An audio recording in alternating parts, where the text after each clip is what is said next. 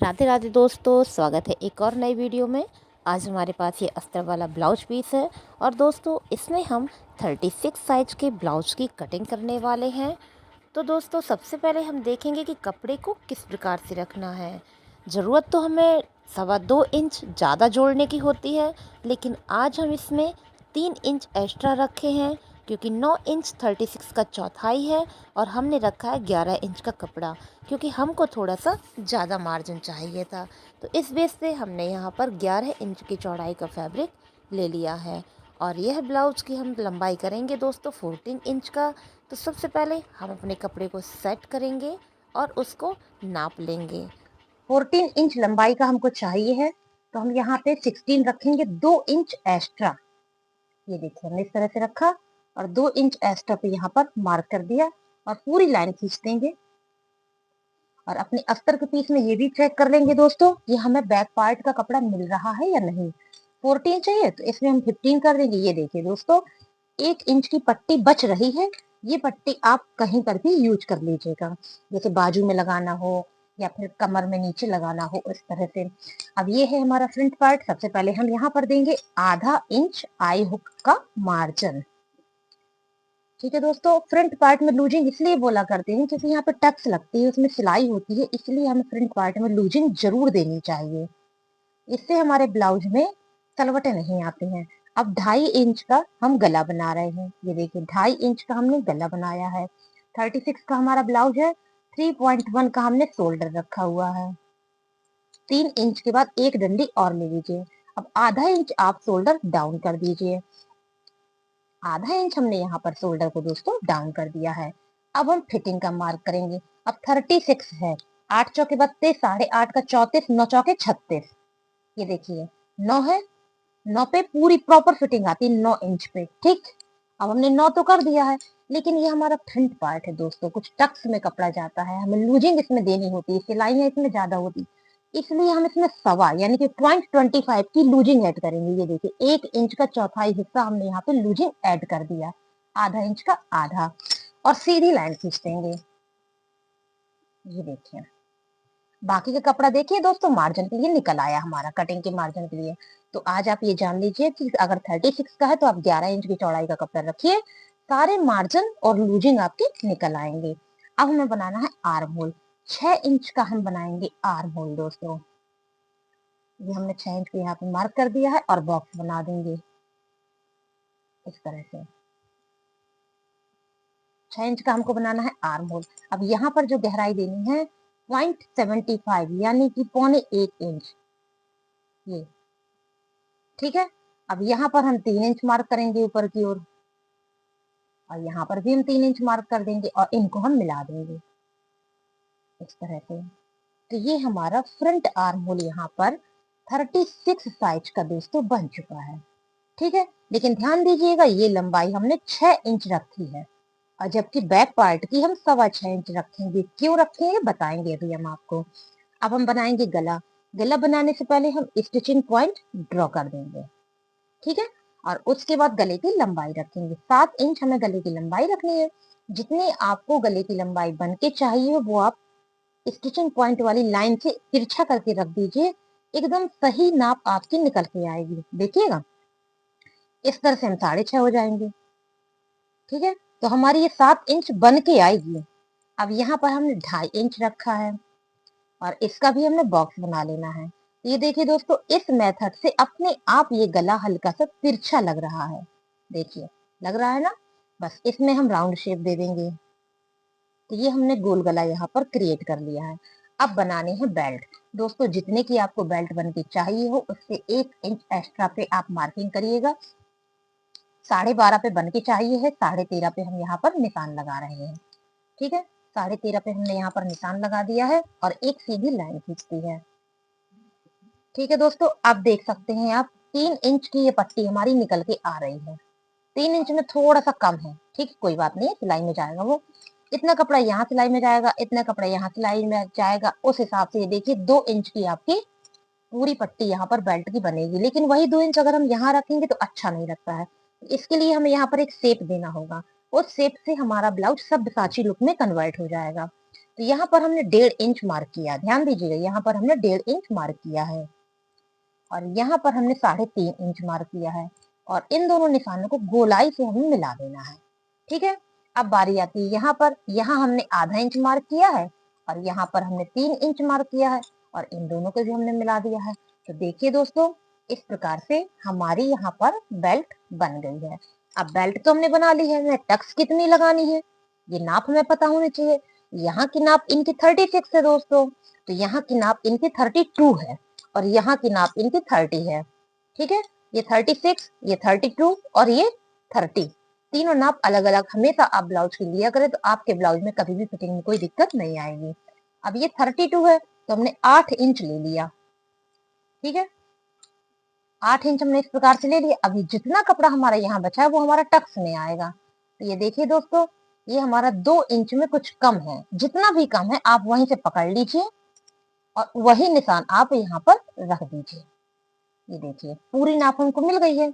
अब इसी का हमने बीच का निशान निकाल लेना है, जिसमें हमें सीधी एक लाइन खींचेंगे 2.25 इंच की या 2 इंच की, आप सीधी लाइन खींचे। तो हम यहाँ पर 2.25 इंच की खींच रहे हैं और इस तरह से देखिए दोस्तों, हमारी बेल्ट वाली टक्स यहाँ पर तैयार हो गई है। इस टक्स से हमारी फिटिंग हमको प्रॉपर पता चल जाएगी। ठीक है दोस्तों, अब हमें बेल्ट की नाप भी तो रखनी है।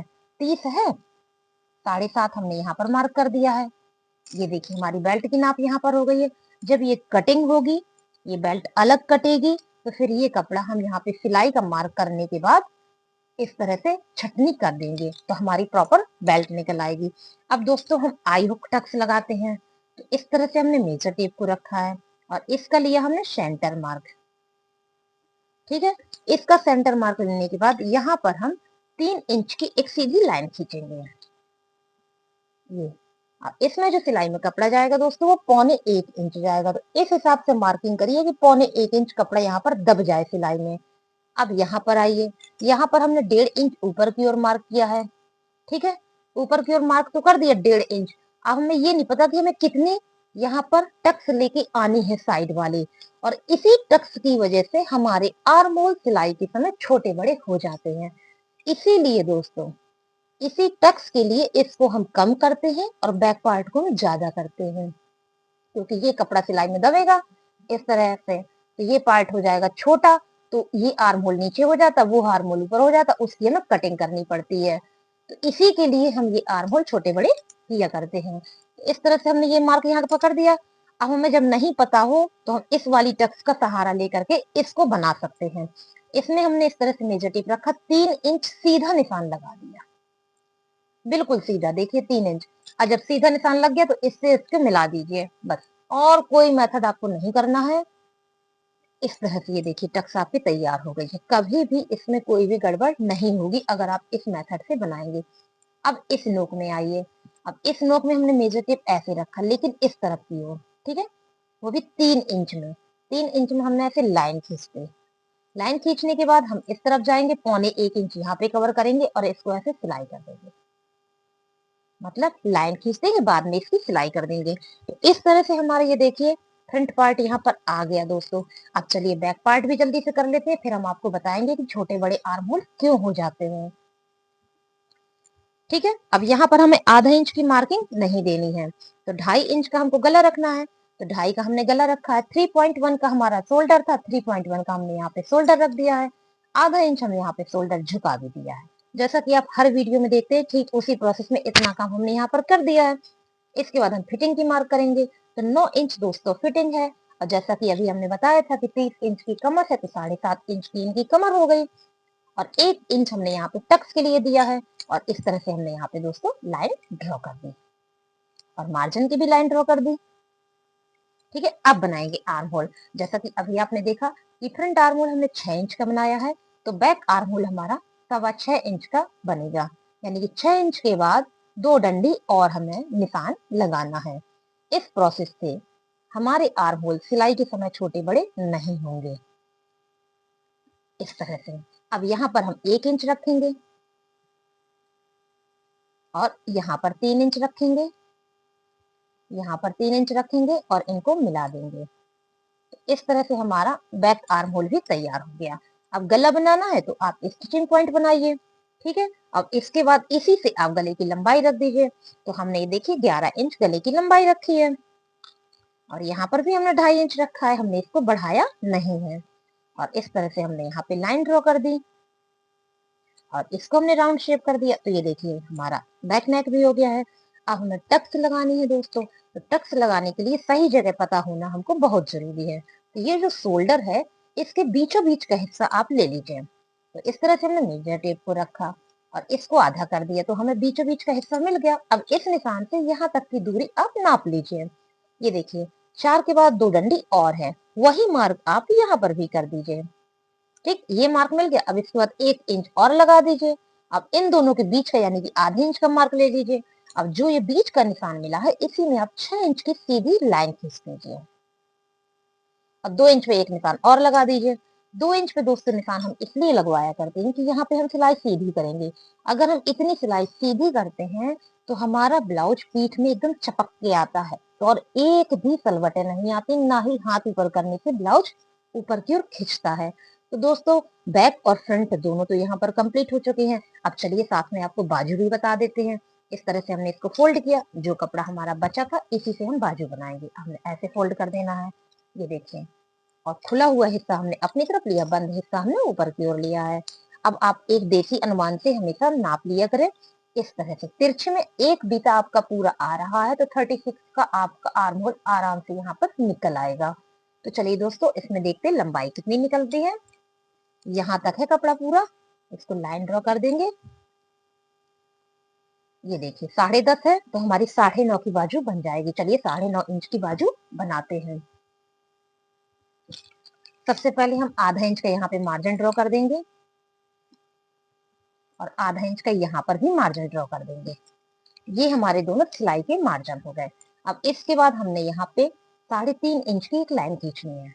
3.5 इंच का हमने निशान लगा दिया है और इस पे हमने इस तरह से लाइन ड्रॉ कर दी है। ठीक है, अब बारी आती गोलाई देने की। तो आखिरी लाइन पे आप 1 इंच पे मार्क कीजिए, दूसरी लाइन पे आप 5 इंच पे मार्क कीजिए और तीसरी लाइन पे दोस्तों आप 7.5 इंच पे मार्क कीजिए और इनको आप मिला दीजिए। बहुत ही सरल है, बस हमेशा याद रखिएगा। ये देखिए आ गया बाजू का शेप आपका। आप यहाँ पे ओपनिंग बना लीजिए। तो यहाँ पर हमने 5.5 इंच ओपनिंग दी है और 1 इंच हमने मार्जिन दिया है। इनको भी चलिए लाइनिंग कर देते हैं। ये देखिए इस तरह से हमने यहाँ पे लाइन ड्रॉ कर दी है। ये तो हमारी 9.5 इंच की बाजू निकल आई दोस्तों। अब हमें जो गहराई देनी है फ्रंट पार्ट में जिसको हम यूज करते हैं, तो एक निशान हमारा ये है, एक निशान हमारा ये है, यहाँ पर भी हमको एक निशान चाहिए है। इस तरह से 1 इंच ऊपर की ओर करके एक निशान हमने और ले लिया। अब इस बारी में हमने 1.25 इंच पे ऐसे मार्क किया अंदर की ओर, 1.25 इंच पे। यहाँ से आप पतले पतले शेप में आइए और इस तरह से आप ये देखिए बाजू आपकी कंप्लीट हो गई। तो दोस्तों 9.5 इंच की बाजू यहाँ पर हमारी कंप्लीट हो चुकी है। तो जैसा कि आप देख रहे हैं पूरा ब्लाउज हमारा यहाँ पर बन गया है। चलिए अब हम आपको बताते हैं कि हमारे आर्म होल छोटे बड़े क्यों हो जाते हैं।